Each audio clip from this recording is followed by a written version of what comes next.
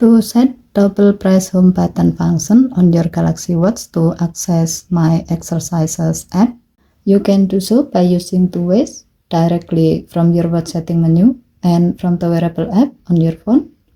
As the example, we will do so from the wearable app on Samsung Galaxy S25 Ultra. To do so, on your phone, go to the app screen, find wearable app, and then tap it. Tap watch setting. Next, tap buttons and gestures. Under home button section, tap double press. Under features section, tap my exercises. To see how it works, press the home button on your watch twice to easily access my exercises app.